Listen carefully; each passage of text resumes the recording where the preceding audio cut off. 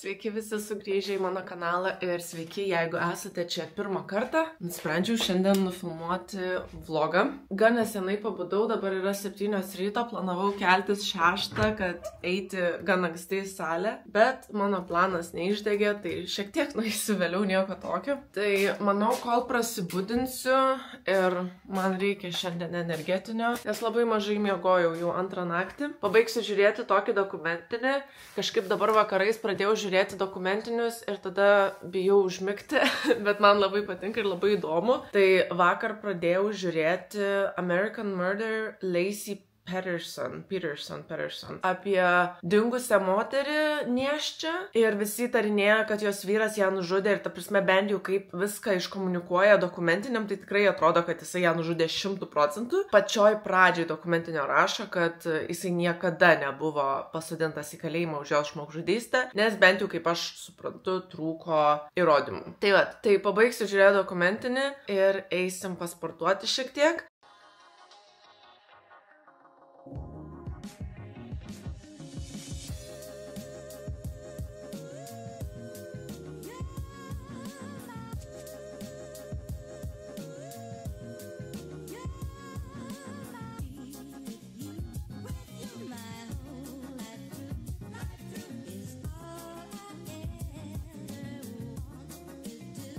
Šiandien sportuosiu kojas ir užpakalį, mano mėgstamiausia diena.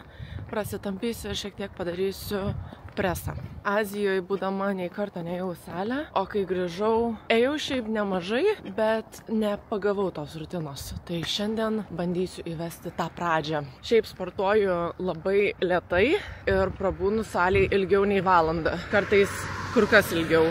Ir tada eisim iki parduotuvės, nes šiandien darysiu tortą. Jau per 2 savaitės bus mano 3. tortas. Draugas užsiprašė tokio vieno, tai padarysim jį.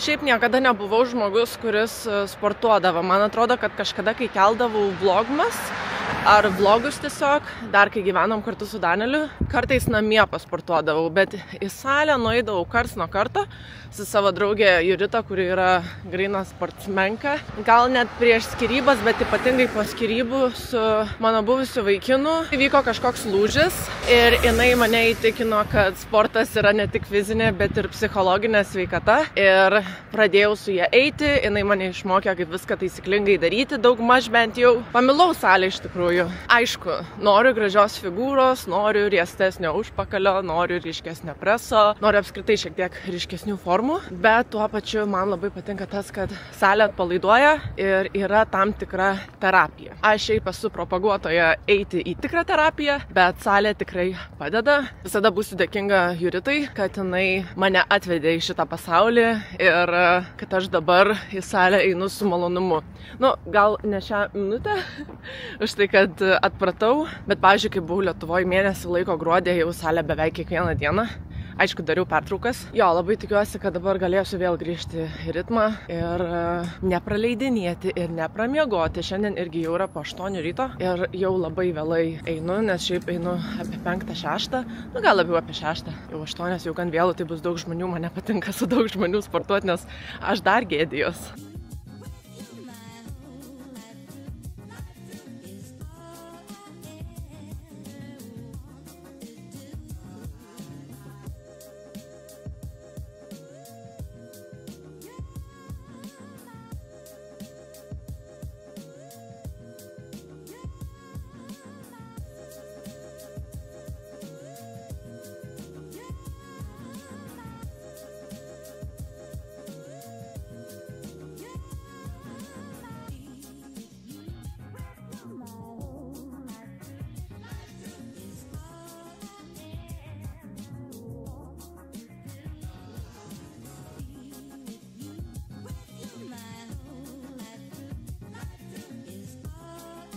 Labai gerai pasportavau, nuėjau parduotuvę, šiek tiek apsipirkau ir planas šiandien buvo toks, kad aš kuičiuosi namie praktiškai visą dieną ir galbūt susitinku su draugu, bet kokiu atveju būtų reikėję važiuoti iki miesto už tai, kad neturiu plaktuvo. man reikės tortui. Bet būnant sporto salėje pasikeitė planai ir susitarėm su draugu, kad vis dėlto aš pas jį nakvosiu ir pas jį padarysiu tortą. Tai grįšiu namo, pavalgysiu, susiruošiu ir važiuosim į miestą, pasimsim draugą.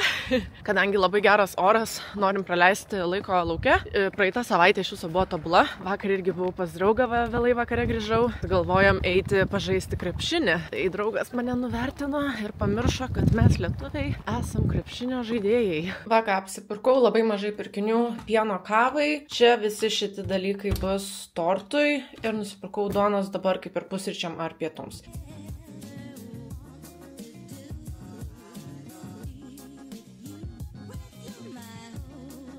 Tai žodžiu, va mano pusryčiai. Ir turiu desertą, žodžiu, draugas padarė vakar. Čia yra tirpintas šokoladas su riešutais, sūdytais ir tokiais kietesniais zefyrais. Ir įsijungsiu Caitlin Lights, jinai yra mano mėgstamiausia youtuberė jau labai daug metų. Jinai buvo apskritai priežastis, dėl ko aš pradėjau kurti YouTube'ą, nes jinai man tiesiog beprotiškai patinka. Yra labai nuoširdi, labai paprasta, bet kartais ir paprikolina, žodžiu.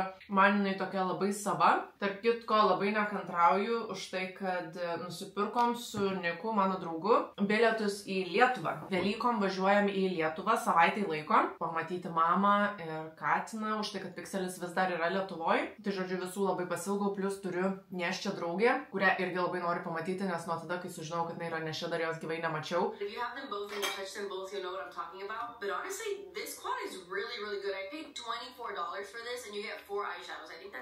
Išsimaudžiau ir galim pradėti dažytis. Nusprendžiau galvos neplaut, nors pačiai pradžiai galvau plausiu. Bet tada galvoju, geriau išsiplausiu rytoj, nes turiu interviu. Žodžiu, nesakiau jums šito, nes negalėjau dar legaliai sakyti, bet žodžiu, kai buvau Azijoje, mano kompanija, kurioje aš dirbau, bankrutavo. Aš jums pasakojau vlogę, kurį dariau Azijoje, kad buvo šiokių tokių problemų. Nors aš jaučiu, kad aš apie problemas toje kompanijoje, kurioje dirbau, jau šneku kurį laiką. Tai mus labai stipriai apvogė, mus kaip ir norėjo paduoti į teismą nukentėjusieji, už tai, kad mes neatlikom tam tikrų pareigų ir galima su jom iš tikrųjų ginčytis, ar mes iš tikrųjų jų neatlikom. Mano nuomonė yra 50/50. Na ir tiesiog taip nutiko, kad mūsų kompanija neturi tiek daug pinigų, kiek jie prašė, kad mes jiems sumokėtume, kad nepaduotų mūsų į teismą. Teko kompaniją uždaryti ir paskelbti bankrotą. Tai šitas naujienas sužinojau, kai buvau Azijoje, kas man aišku buvo tikrai labai nemalonu, nes aš save skaitau sunkiai dirbančių žmogum ir man patinka dirbti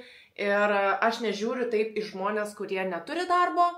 Galbūt priklauso nuo situacijos, bet aš ypatingai esu tas žmogus, kad jeigu aš neturėčiau darbo, aš į save žiūrėčiau kaip į prastesnę ir tiesiog mano savivertė labai kristų, nes man turėjimas darbo priduoda ir pasitikėjimo savimi, ir aišku saugumo jausmą. Tai neturėti darbo man visada atrodė labai baisus dalykas. Kompanijoje dabar šitoje dirbau beveik 4 metus. Tai aš esu jau grįžusi atgal į Daniją, kiek čia? 3 savaitės gal? Tai turėjau jau kaip ir 3 interviu. Rytoj turiu 2 interviu vieno darbo, bet jie man pasakė, kad jie kaip ir man pozicijos neturi, ar apskritai tiesiog neturi pozicijos.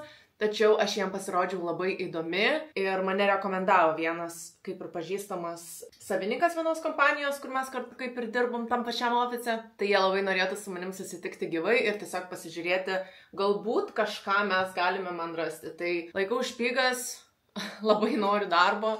Ir jo, dabar esu bedarbė. Stengsiuosi grįžti normaliai į sportą dabar, kol turiu laiko. Pradėjau savo kepimų erą. Darysiu dalykus, kad neišeiti iš proto ir turėti tam tikrą rutiną. Kitas dalykas, kurį labai noriu pagaliau padaryti, nes jau senai reikėjo, tai yra išmokti danų kalbą. Aš danų kalbą mokiausi, kai atsikrausčiau Daniją ir daėjau iki tam tikro lygio. Tai turėjau 2 egzaminus, tai mano buvo 3 lygis jau. Ir kai pradėjau dirbti kompanijoje, kur iki dabar dirbau, man ten visiškai nereikėjo danų kalbos, todėl aš tiesiog nustojau mokintis, plus lygiai taip pat ir bestudijuojant nebuvo laiko ir motivacijos iš tikrųjų. Tai pagalvojau, kad dabar turiu tikrai daug laiko, laikas man išmokti danų. Tai mano draugo mama yra irgi mokytoja, kaip ir jisai. Tai jinai buvo labai miela, nes mes turėjome kaip ir vakarienę prieš kelias savaitės ir jinai man pasiūlė, kad jinai mane asmeniškai pamokintų danų kalbos. Tai vat, tai tokia yra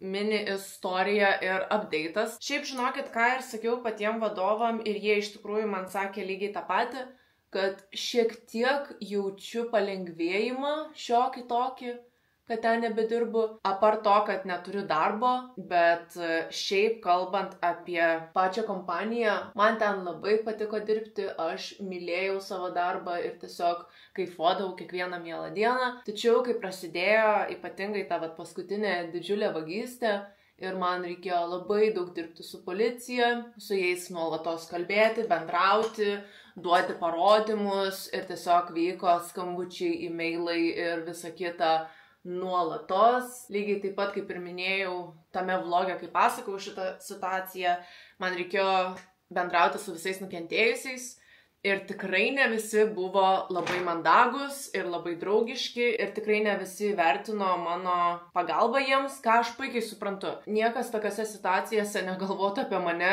visi galvoja apie save, nes jie yra nukentėjusiai, jų aparatūrą pavogė ir tai įtakojo labai daugelio verslus, bet tai man irgi asmeniškai labai stipriai smogė, nes aš tiesiog įdėjau šiek tiek daugiau savęs nei reikėjo. Ir man vadovai nuo pat pradžių sakė, kad Monika, tu neprivalai su visais tai bendrauti, yra tam skirti oficialūs e-mailai ir visi update'ai. Na, o aš būdama tokia, kokia esu, galvojau, ne, aš turiu būti didvyrė, aš turiu žmonėm padėti ir bent kažkiek duoti jiem pozityvumo šitoj situacijoje. Na ir aišku, šiek tiek pasigailėjau. Palengvėjimas yra tame, kad šita kompanija tiesiog buvo nuolatiniai aukštyn žemyn, nuolatinė baimė, ar mes bankrutuosim, ar kažkas nenutiks, ar mes neužsidarysim, bet iš kitos pusės labai mylėjau savo darbą. Aš sakau, nėra to blogo, kas neišeitų gerą, užsidaro duris, atsidaro langas ir visi kiti dalykai, esu gan pozityvi. Vienintelis dalykas yra tiesiog tas, kad tikiuosi, kad ilgai tokioj situacijai, kokioje esu dabar, nereikės būti. Pasidarysiu tokį kaip sleek bun. Tai pirmas žingsnis turėti revoluotą galvą. Taip susikeliu, turiu šitą dalyką iš Schwarzkopf, šukuoju plaukus. Geriausia būtų turėti tą specialų šepetį, bet aš neturiu. Manau, kad gerai. Ir dabar su laku supurškiu ir išlyzinu. Va, taip atrodau. Einu užsidėsiu auskarus, žodžiu, viską susikrausiu, susidėsiu ir lėksim. Eina sau, koks geras oras. Tai susitiksim dabar su draugu mieste, jisai baigė darbą ir nueisim į keletą parduotuvių. Man reikia plakiklių nusipirkti, jam irgi kažko reikia, grįšim namo, pasidėsim daiktus ir galbūt eisim žaisti krepšinį. Nežinau, ar mano draugas yra už jo rodymą ar ne, nors yra ne kartą minėjęs, kad gali prie manęs laisvai filmuoti. Nežinau dėl jo paties privatumo. Žiūrėsim, kiek čia pavyks jums parodyti, bet labai tikiuosi, kad šiandien žaisim žaidimą. Žodžiu, mano draugas yra šiek tiek toks gameris. Aš jam sakiau, kad aš labai norėčiau pageiminti su juo, nes aš tokia nesu, nors vaikystėje Counter-Strike'ą labai mėgdavau žaisti. Pradėjom žaisti It Takes Two. Labai fainas žaidimas, grynai poroms, ten tik poroms, man atrodo. Vieną trečdalį pražaidėm.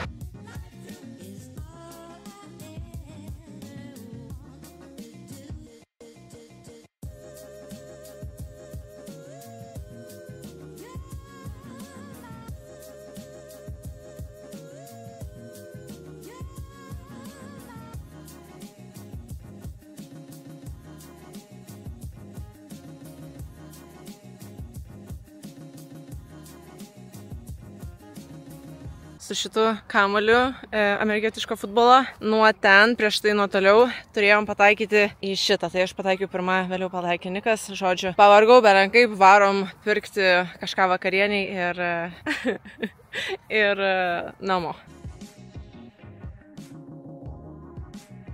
Tai šiandien darysim tortą su štai šitu Biskov. Atrodo, čia kažkas panašiai kaip raududu, tik tais, kad su sausainiukais. Dar šitus sausainiukus irgi išblendinau. Ir visi ingredientai. Reikės vanilinio cukraus, ar kaip čia ta pudra cukrinė, sviesto nesūdyto, Filadelfijos 500 gramų. Čia yra tokia kaip plakta grietinėlė, irgi 500 gramų. Naudosiu vanilinį cukrų vietoj vanilės ekstrakto, nes neradau pirkti. Ir tada šito. Tai šiaip labai lengvas receptas, tai labai tikiuosi, kad ir gausis labai gerai.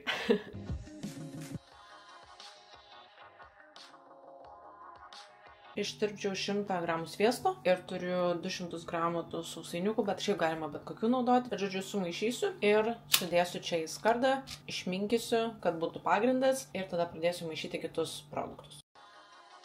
Dabar išplaksiu grietinėlę ir nusipirkau naują draugą, nes mano sugedo.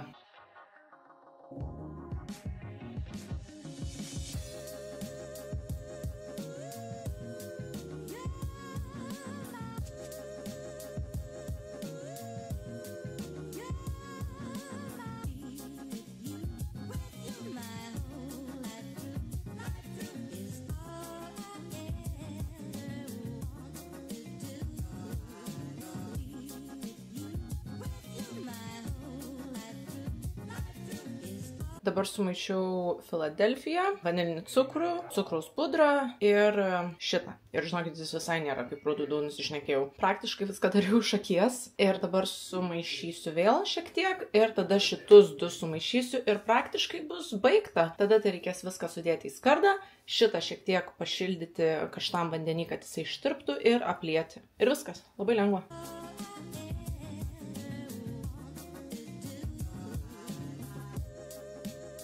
Sudėjau visą masę ir dabar šildau šitą biskofą ir užpilsiu ant viršaus, tikiuosi gausis. Pavyko ištirpdinti, žodžiu, supyliau čia, beveik visą atrodo biški nekaip, bet nėra taip blogai ir dabar dėsim šaldytuvą ir tegul pastovi bent jau keletą valandų, kad viskas sustingtų. Aš dabar pasimokysiu šiek tiek danų Duolingo ir nežinau, ką mes veiksim. Nežinau, ar jisai dirbti ar turės kažką, ar kažką yra suplanavęs veikti, nes mano šiandieninė nakvynė pas jį buvo labai neplanuota iš tikrųjų. Nes šiaip vienas geras dalykas, kad aš visada randu ką veikti. Labai retai kada nuobodžiauju, o jeigu ir nuobodžiauju, vis tiek sugebu kažkaip be nuobodžiaudama save užimti. Tai nesu ta, kuris sėdi ir tipo, tai ką darom, tai ką veikiam. Jeigu žmogus daro savo dalykus, aš irgi visada randu ką veikti.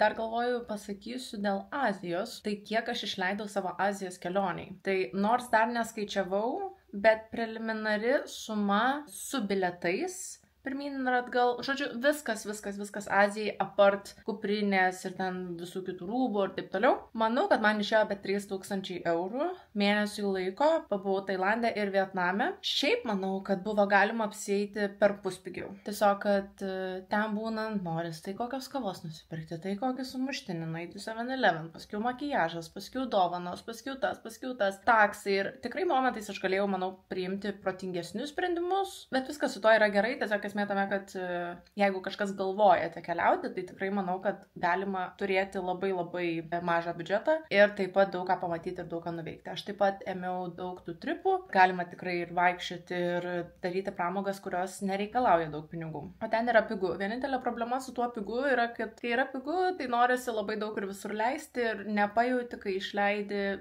belekiek pinigų. Kitas dalykas, dar dėl darbo norėjau paminėti, kad gavau pasiūlymą dirbti praktiškai tokioje pačioje kompanijoje, kaip dirbau dabar Video, tik tais, kad jie yra Olandų firma ir jie bando su mano vadovais susiderinti kažkokį sandorį, kažkokį susitarimą ir gauti iš jų mūsų bendruomenę ir tam tikrus dalykus.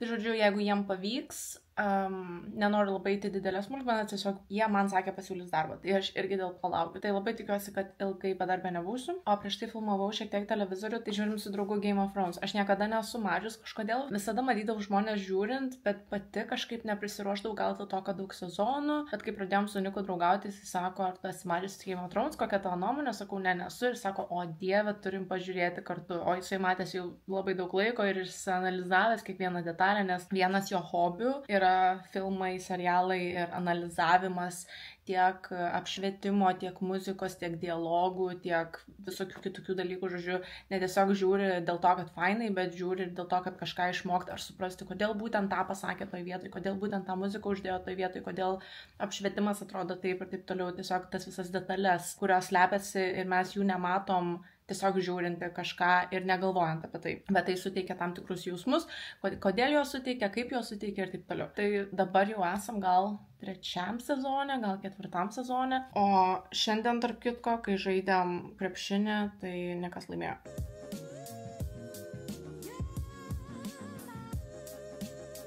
Labas rytas, tai grįžau jau namo, dabar yra 8 ryto, šiaip grįžau jau gal prieš 1,5 valandos. Dabar noriu kokią gerą valandą pasėdėti prie kompiuterio ir šiek tiek pasiruošti šiandieniniui susitikimui su ta kompanija, kur vakar minėjau. Eisiu susiruošiu ir važiuosiu į miestą. Mano susitikimas šiandien yra 1:30, tai pabūsiu ten pusvalandį, tada eisiu iki draugės darbo, nes reikia kai ką pasimti ir paskiau turbūt paslampinėsiu tiesiog mieste ir draugas baigs darbą, man atrodo, 4:30 ir važiuosim namo pas jį vėl. Šiandien jisai turi kaip ir susiplanavęs vakarą, bet žodžiu grįšim namo, sakė padarys burgerį turbūt. Norim paragauti tortą, nes vakar taip ir neragavom, kadangi jisai vis tiek turi kažkiek pastovėti. Ir jau kai buvo laikas ragauti, jau buvo per vėlų, tai nusprendėm palikti šiandienai, tai labai nekantrauju. Tai irgi šiandien jūs pasimsiu kartu, bet bus tokia gan paprasta ir nuobodi diena. Susiruošiau, atrodau štai taip, užsidėjau tokią kaip juodą maikutę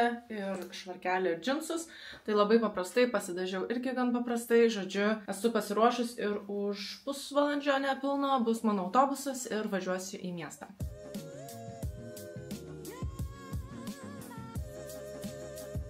Šiek tiek pradžia prilipo, bet šiaip sakyčiau visai normaliai atrodo.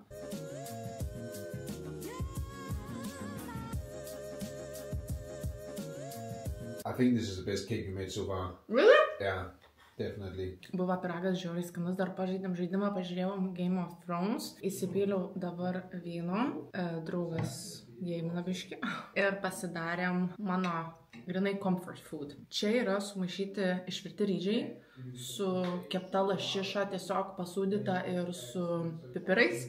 Tada daug majonezo, daug siračos ir šiek tiek sojos su avokadu ir su šidumbliu, jūros dumbliu, žodžiu, su šilapu. Ir tiesiog valgai, kadangi draugas neturi pagaliukų su šiam, tai aš tiesiog darau tokį sumuštinį.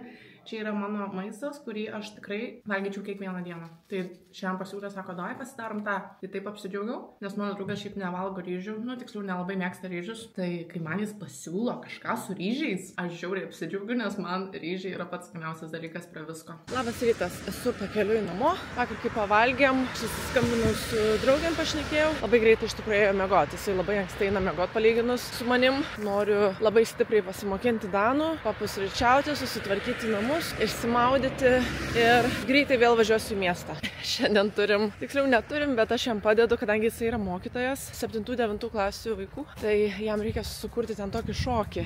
Ir mes jau savaitgalį kaip ir sukūrėm vieną dalį, tai sakė, šiandien reikės sukurti kitą. Tai galbūt parodysiu jums. Vakar, tarp kitko, interviu praėjo žiauriai gerai, labai gerai, nes aš buvau tikrai stipriai pasiruošus. Net nežinau, kas bus, kaip bus, nes kaip ir jokių atvirų pozicijų jie neturi, bet sakė, žiūrės, ar kažkur mane išeis įkišti. Susirinkau vaikiną ir nupirkau jam sumuštinius. Šitus sumuštinius visą laiką valgydavau, kai dirbdavau video. Jie yra itališki sumuštiniai ir nežinau kuom, bet man jie labai skandus, tai nupirkau jam pabandyti. Tai dabar žiūrėsim vėl Game of Thrones, pavalgysim, suvalgysim tortą ir... I can't! Dar vienas dalykas, kad prieš kažkiek laiko užsakiau mums žaidimus su draugu. Tai dabar jie atėjo, aš juos pasiėmiau, kai iš atvažiuojam, tai parodysiu, ką nupirkau. Tai yra 3 žaidimai, aš juos iš tikrųjų mačiau TikTok'e. Čia vienu žodžiu yra eina laikas ir, pavyzdžiui, sakai tam tikrą žodį ar tam tikrą rūšį ir turi paspausti mygtuką. Tai vienu žodžiu toks žaidimas. Atrodė labai fainas. Yra 2 komandas. Turi pramėtyti visus šitus į priešininko pusę ir žodžiu, kuris nebeturi, tas laimi. Mėtai kauliuką ir turi užlenkinėti skaičiukus. Ir tas, kas užlenkia visus skaičiukus, tas laimi. Mokinamės šokį draugo darbui, tai pažiūrėkit, kas gavosi, taip juokinga.